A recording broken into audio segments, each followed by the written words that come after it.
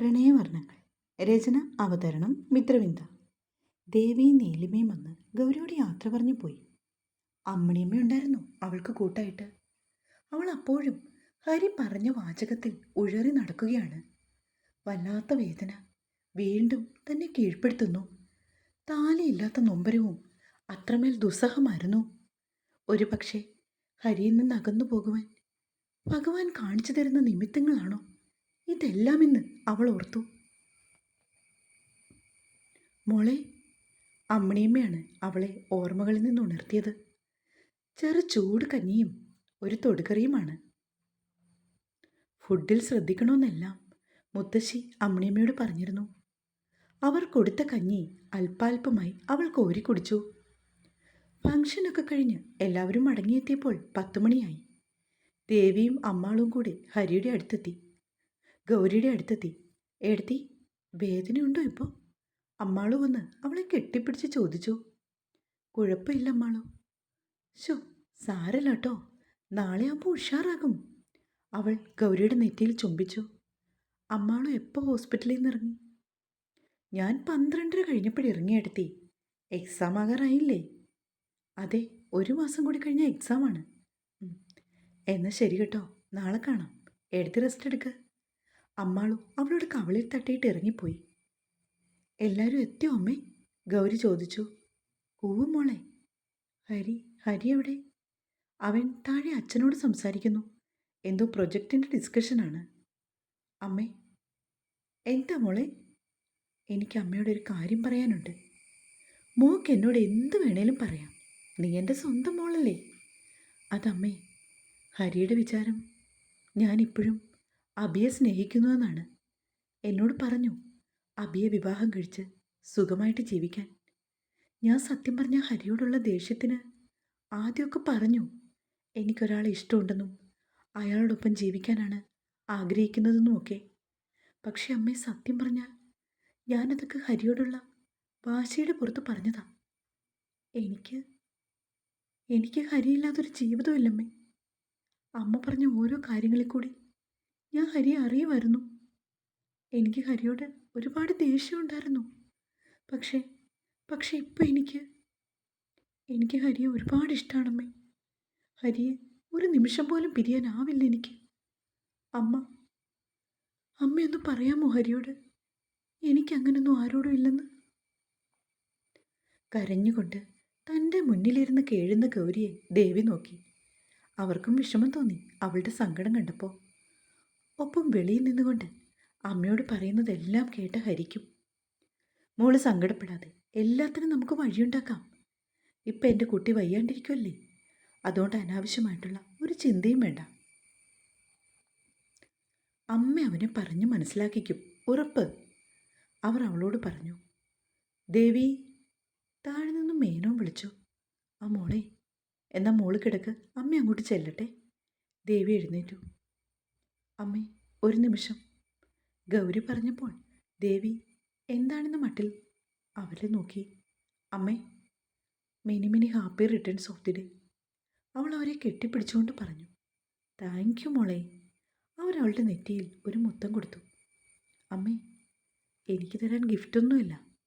ഹരിയുടെ ഒപ്പം പുറത്തു പോകണമെന്ന് കരുതിയിരുന്നതാ, പക്ഷെ നടന്നില്ല. ഏയ്, അതൊന്നും സാരമില്ല മോളെ.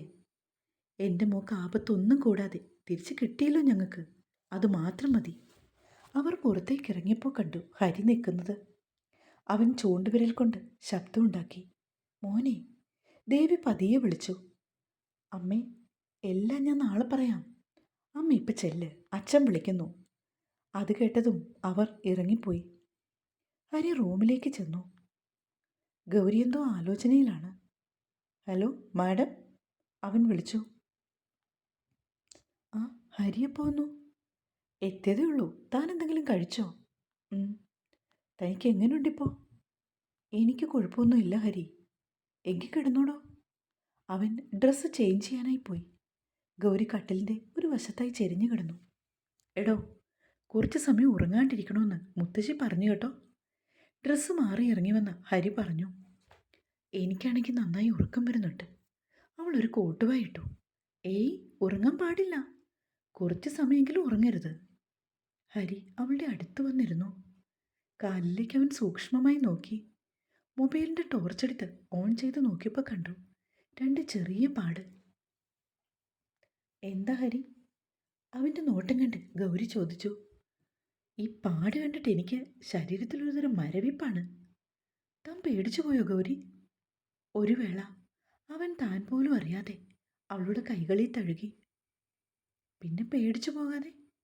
എൻ്റെ ഹരി, ഞാനാണെങ്കിൽ എന്തോ ഒന്ന് സൂചിക്ക് കുത്തുന്ന പോലെ നോക്കിയപ്പോഴാണ് കണ്ടത്. ഒരു പാമ്പങ്ങട് ഇഴഞ്ഞു പോന്നു. എൻ്റെ ഗുരുവായൂരപ്പാന്നൊരൊറ്റ വിളിയായിരുന്നു. പിന്നെ ബോധം പോയി. താൻ എന്തിനാ അതിലെയൊക്കെ പോയത്? ഇവിടെ ഇരുന്നു കൂടെ? സോറി ഹരി, എനിക്കാണെങ്കിൽ ബോറടിച്ചു, അതാ. ഞാൻ പറഞ്ഞതല്ലേ ബാങ്ക് കോച്ചിങ്ങിൻ്റെ കാര്യം. അപ്പോൾ തനിക്കത് താല്പര്യമില്ല. തൻ്റെ മനസ്സിൽ കയറിക്കൂടാനുള്ള എൻ്റെ തന്ത്രങ്ങളാണെന്ന് പറഞ്ഞു. ഹരി പ്ലീസ്, ഇനി അതൊന്നും പറയരുത്. ഞാൻ ഇനി ഒന്നും പറയുന്നില്ലേ? എല്ലാം വരുത്തി വെച്ചിട്ട് കണ്ടില്ലേ? എന്തെങ്കിലും സംഭവിച്ചായിരുന്നെങ്കിലോ? എന്താവുമായിരുന്നു? എന്താകാൻ? കൂടിപ്പോയ ഞാനങ്ങോട്ട് മരിച്ചു പോവും, അത്രയല്ലേ ഉള്ളൂ. ഗൗരി, ഹരിയുടെ ശബ്ദം ഉയർന്നു. എന്താ, ഹരിക്ക് വിഷമം വന്നോ? അവൾ അവൻ്റെ മുഖത്തേക്ക് നോക്കി. പിന്നെ എനിക്ക് വിഷമം വരില്ലേ ഗൗരി? അതെയോ? സത്യം? സത്യം. അതെന്താ ഹരി? അവൾ അവൻ്റെ മനസ്സറിയാൻ ചോദിച്ചു. അത് പിന്നെ ഗൗരി, എനിക്കാണെങ്കിൽ തന്നെ എൻ്റെ കൂട്ടുകാരനെ ഏൽപ്പിക്കുന്നത് വരെ മനസ്സമാധാനം ഇല്ലടോ. അതുകൊണ്ടാണ് നീ. പെട്ടെന്ന് അവളുടെ മുഖം വാടി. അഭി വിളിച്ചായിരുന്നോ ഗൗരി? അവൻ പിന്നെയും ചോദിച്ചു. എന്നെ ആരും വിളിച്ചില്ല. അവൾ പിറുപിറുത്തു. തനിക്ക് വയ്യാണ്ടായ കാര്യമൊന്നും അവനോട് വിളിച്ചു പറഞ്ഞില്ലേ? ഗൗരി അതിന് മറുപടി പറയാതെ ഇരുന്നു. ഞാൻ എന്നാൽ അവനെ ഒന്ന് വിളിക്കട്ടെ. ഇല്ലെങ്കിൽ ഇതൊക്കെ അറിയുമ്പോൾ അവൻ എന്ത് വിചാരിക്കും? ഞാൻ പോലും ഒന്ന് അറിയിച്ചില്ലെന്ന് ഓർക്കില്ലേ? ഹരി ഫോൺ എടുക്കാനായി എഴുന്നേറ്റ് പോയി. പെട്ടെന്ന് ഗൗരി അവൻ്റെ കയ്യിൽ പിടിച്ചു. ഇപ്പോൾ പൊട്ടിക്കരയുന്ന ഭാവത്തിൽ നിൽക്കുകയാണവൾ. എന്താ ഗൗരി, കാലിന് വേദനയുണ്ടോ? നമുക്ക് ഹോസ്പിറ്റലിൽ പോകാം. അവൻ അജ്ഞത നടിക്കുകയാണ് പിന്നെയും. എനിക്ക് കാലിന് കുഴപ്പമൊന്നുമില്ല. പിന്നെന്താ? എനിക്കൊരു കാര്യം പറയാനുണ്ട്. അവൾ അവൻ്റെ മുഖത്തേക്ക് നോക്കാതെ പറഞ്ഞു. എന്താടോ? ഹരിക്കൊന്നും അറിയില്ലേ? അവൾ ചോദിച്ചു. എനിക്കോ? എന്താണ് ഗൗരി? ഹരി ചുമ്മാ അഭിനയിക്കുവാണ്, എനിക്കറിയാം. ഞാനോ? താനിതെന്തൊക്കെയാ പറയുന്നേ? ഹരി വേണ്ടാട്ടോ. എന്താ ഗൗരി? പെട്ടെന്ന് അവൾ അവനെ വന്ന് ഇറുക്കി പുണർന്നു. അവൻ്റെ നെഞ്ചിലേക്ക് മുഖം പൊഴുത്തിയതും ഗൗരി പൊട്ടിക്കരഞ്ഞു. ഹരിയുടെ ചുണ്ടിലൊരു കള്ളച്ചിരി വിരിഞ്ഞു. എടി പെണ്ണേ, നീ അമ്മയോട് മാത്രം അങ്ങനെ എല്ലാം തുറന്നു പറഞ്ഞാൽ മതിയോ? അവൻ മനസ്സിലോർത്തു. ഗൗരി, എന്താടോ? എന്താ താൻ കരയുന്നത്? ഹരിക്കൊന്നും അറിയില്ലല്ലേ? അവളുടെ ചിലമ്പിച്ച നാദം അവൻ കേട്ടു. എനിക്ക് ഹരിയില്ലാതെ പറ്റില്ല. ഹരിയെ കൂടാതെ ഒരു നിമിഷം പോലും വയ്യ എനിക്ക്. തന്നെ പുണർന്ന അവളുടെ കൈകൾക്ക് ഒന്നുകൂടെ ബലം കൂടി അത് പറയുമ്പോൾ. Gauri, I am sorry Hari. ഞാൻ ഹരിയോട് ആദ്യമൊക്കെ അങ്ങനെ പെരുമാറിയതിന് എല്ലാം എൻ്റെ മനസ്സിലെ വാശിയുടെയും ദേഷ്യത്തിൻ്റെയും പുറത്തായിരുന്നു. Really sorry. സാരമില്ല ഗൗരി. അവനും വിഷമം തോന്നി അവളുടെ കണ്ണീർ കണ്ടപ്പോൾ. ഹരി, എന്താ ഒന്നും പറയാത്തത്? ഹരിക്ക് പറ്റുമോ എന്നെ മറ്റൊരാൾക്ക് കൊടുക്കാൻ? നിറഞ്ഞ കണ്ണുകളോടെ ഗൗരി അവൻ്റെ നെഞ്ചോരം ചേർന്ന് കിടന്ന് ചോദിച്ചു. പറ്റുമോ ഹരി? അതിനാണോ ഹരി എന്നെ ജീവന് തുല്യം സ്നേഹിച്ചത്? അവൾ പിന്നെയും കരഞ്ഞു. അവൻ്റെ കൈകൾ തന്നെയും വന്ന് പൊതിഞ്ഞു പിടിക്കുന്നതായി ഗൗരിക്ക് തോന്നി. അവളുടെ നെറുകയിൽ അവൻ്റെ അധരങ്ങൾ മുത്തം വെച്ചു. ഒരു നിമിഷത്തേക്ക് അവൾ പിന്നിലേക്ക് മാറാൻ ശ്രമിച്ചു. എന്നാൽ ഒന്നുകൂടെ മുറുക്കെ അവൻ അവളെ ആശ്ലേഷിച്ചു. എല്ലാം പറഞ്ഞിട്ട് എങ്ങോട്ടാ? അവിടെ അടങ്ങി നിൽക്കു പെണ്ണേ. അവളുടെ കാതോരം അവൻ പതിയെ പറഞ്ഞതും അവൾ ഒന്ന് കുറുക്കി. വേണ്ട, ഒന്നും പറയണ്ട. ആ അഭിഷേകൻ എന്നെ കൊടുക്കാൻ എന്തൊരു ധൃതിയാ. അവൾ അവൻ്റെ നെഞ്ചിൽ തൻ്റെ വിരലുകൾ ആഴത്തിലിറക്കി. ആ ഡി പെണ്ണെ, നീ മേടിക്കും. അവൻ വേദനിപ്പിക്കാതെ അവളുടെ തോളിൽ ഒന്ന് തട്ടിക്കൊണ്ട് പറഞ്ഞു. ഹരി, ഞാനൊരു കാര്യം ചോദിച്ചാൽ സത്യം പറയാമോ? എന്താ ഗൗരി? ഹരിക്ക് കഴിയുമോ എന്നെ മറ്റൊരാൾക്ക് കൊടുക്കാൻ? ഞാൻ മറ്റൊരാളുടെ ഭാര്യയാകുന്നത് കാണാൻ ഹരിക്ക് കഴിയുമോ? അത്രയേ ഉള്ളൂ എന്നോടുള്ള സ്നേഹം? നീയല്ലേ എന്നെ വിട്ടു പോകുമെന്ന് പറഞ്ഞത്?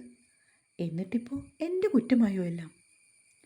ഞാനതൊക്കെ എൻ്റെ ദേഷ്യം കൊണ്ട് പറഞ്ഞതാ. എൻ്റെ അപ്പോഴത്തെ സാഹചര്യം അങ്ങനായിരുന്നു. പക്ഷേ ഹരിയോ, നിനക്ക് വേറൊരാളെ ഇഷ്ടമാണെന്ന് പറഞ്ഞപ്പോൾ ഞാൻ കരുതി നിന്റെ സന്തോഷമല്ലേ എല്ലാത്തിനും വലുതെന്ന്. മനസ്സിൽ വേറൊരാളെ താലോലിച്ചുകൊണ്ട് നീ എൻ്റെ ഒപ്പം കഴിയുന്നതിൽ അർത്ഥമില്ലെന്ന് എനിക്ക് തോന്നി. അതുകൊണ്ടാന്ന്. നിന്റെ സന്തോഷമാണ് എനിക്ക് മറ്റെന്തിനേക്കാൾ വലുത്. അവൻ അവളുടെ അഴിഞ്ഞുലഞ്ഞ മുടിയിൽ തഴുകിക്കൊണ്ട് പറയുകയാണ്. ഗൗരിയുടെ മിഴിനീർ അവൻ്റെ നെഞ്ചിനെ കുതിർത്തു. മതി കരഞ്ഞത്. അവൻ അവളെ തന്നിൽ നിന്നും ബലമായി അടർത്തിയിട്ട് അവളുടെ മിഴികൾ അവൻ്റെ തൊടുവിരലിൽ തുടച്ചു. ഗൗരി പക്ഷേ വീണ്ടും അവൻ്റെ നെഞ്ചിലേക്ക് ചാഞ്ഞു. ഈ പെണ്ണ്, അവൻ ചിരിച്ചുകൊണ്ട് പറഞ്ഞു. ഹരി, ഇനി എന്നോട് അങ്ങനെ ഒന്നും പറയരുത്. എനിക്കതൊക്കെ കേൾക്കാനുള്ള ത്രാണിയില്ല. അതുകൊണ്ടാ. ചിലപ്പോൾ ഒക്കെ ഞാൻ പറയും. അതുകൊണ്ടല്ലേ എനിക്കിങ്ങനെയൊക്കെയെങ്കിലും എൻ്റെ ഭാര്യയുടെ സ്നേഹം കിട്ടുള്ളൂ. വേറൊന്നുമോ കിട്ടുന്നില്ല. അവനൊരു ദീർഘനിശ്വാസത്തോടെ പറഞ്ഞു. അയ്യടാ, കൊള്ളാലോ മനസ്സിലിരിപ്പ്. ഗൗരി അവനെ പിടിച്ച് തള്ളി. ഹരി പിന്നോട്ട് ആഞ്ഞുപോയി. നേരെ ബെഡിലേക്കാണ് വീണത്. അവൻ്റെ മീതെ ഗൗരിയും. അവൾ എഴുന്നേറ്റ് മാറാൻ തുടങ്ങിയതും ഹരിയുടെ കൈകൾ അവളെ മുറുക്കി. അയ്യോ വിട് ഹരി, എനിക്ക് ശ്വാസം മുട്ടുന്നു. അവൾ ബഹളം കൂട്ടി. വിടാം, 1 മിനിറ്റ്, അവൻ പറഞ്ഞു.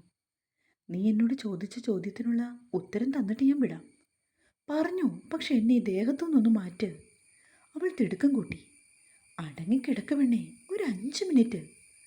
ഇല്ല ഹരി, ഞാനിപ്പോൾ മരിച്ചു പോകും. എനിക്ക് ശ്വാസം എടുക്കാൻ വയ്യ. ഒന്നാമത് എന്നെ വിഷം തേണ്ടിയതാ. ഗൗരി അത് പറഞ്ഞപ്പോഴാണ് അവനും സത്യത്തിൽ ആ കാര്യം ഓർത്തത്. അവൻ വേഗം അവളെ തൻ്റെ ദേഹത്തു നിന്ന് എടുത്തു മാറ്റി ബെഡിലേക്ക് അതിൻ്റെ ഓരം ചേർത്ത് കിടത്തി. ഓ, ഇപ്പോഴാ ശ്വാസം നേരെ വീണത്, അവൾ നെഞ്ചിൽ കൈവച്ചുകൊണ്ട് പറഞ്ഞു. എന്നിട്ട് അവൻ്റെ നേർക്ക് തിരിഞ്ഞു കിടന്നു. ഇനി പറ, എന്താണ്? ഇപ്പം മനസ്സില്ല പറയാൻ. അവൻ പുറംതിരിഞ്ഞു കിടന്നു. അയ്യോ അതെന്താ? അവൾ ചോദിച്ചെങ്കിലും മറുപടിയൊന്നും വന്നില്ല. പറയൂ ഹരി, എന്താണെന്ന്. ഇല്ല, പറയില്ല. ഹരി, അവൾ വിളിച്ചെങ്കിലും അവൻ മിണ്ടിയില്ല. ഒന്നുകൂടെ വിളിച്ചപ്പോൾ എനിക്ക് ഉറക്കം വരുന്നുവെന്ന് പറഞ്ഞ് അവൻ ഒഴിഞ്ഞു മാറി. പിന്നെ അവൾ ഒന്നും ചോദിച്ചില്ല. അവളും തിരിഞ്ഞു കിടന്നു. നിമിഷങ്ങൾ പിന്നിട്ടുകൊണ്ടേയിരുന്നു. ഗൗരിയുടെ പിൻകഴുത്തിൽ ഒരു ചുടു നിശ്വാസം അലയടിച്ചു. അവളുടെ വയറിന്മേൽ ഹരിയുടെ കൈകൾ പൊതിഞ്ഞു. ഹരി വിട്, അവൾ മെല്ലെ മന്ത്രിച്ചു. അതിന് ഞാനൊന്നും ചെയ്തില്ലല്ലോ. എൻ്റെ കൈകൾ എന്തെങ്കിലും അനുസരണക്കേട് കാട്ടിയോ? ഇല്ലല്ലോ. അവൻ അവളുടെ ഇടങ്കാതിനെ ഇക്കിളി കൂട്ടി. എനിക്ക് പറയാനുള്ളത് ഞാൻ പറഞ്ഞോട്ടെ. അവളുടെ അണിവയറിനെ അവൻ തഴുകി. ഗൗരി പെട്ടെന്ന് തിരിഞ്ഞു കിടന്നു. അവൻ്റെ നെഞ്ചിലേക്ക് അവളുടെ കാതുകൾ ചേർന്നു. ഗൗരി, എന്താ ഹരി? നീ ഇപ്പോൾ കേൾക്കുന്നില്ലേ എൻ്റെ ഇടനെഞ്ചിലെ തുടിപ്പ്? നീ ഇപ്പോൾ അറിയുന്നില്ലേ എൻ്റെ ഇടനെഞ്ചിലെ ചൂട്? നീ ചോദിച്ചതിനുള്ള ഉത്തരവും ഇവിടെ തന്നെയുണ്ട്. എന്നാണോ ഈ തുടിപ്പും ചൂടും നിൽക്കുന്നത്, അന്ന് വരേക്കും കാണും നീ എൻ്റെ ഒപ്പം, എൻ്റെ പാതിയായി. തുടരും. കഥ വായിച്ചിട്ട് ഇഷ്ടമായെങ്കിൽ നിങ്ങൾ റിവ്യൂ തരണേ. പിന്നെ ചെറുകഥകൾ കൂടുതലായി ഉൾപ്പെടുത്തി ഞാനൊരു ചാനൽ തുടങ്ങി. ലിങ്ക് പിൻ ചെയ്യാം. ഇഷ്ടമായെങ്കിൽ ആ ചാനൽ ഒന്ന് സപ്പോർട്ട് ചെയ്യണേ.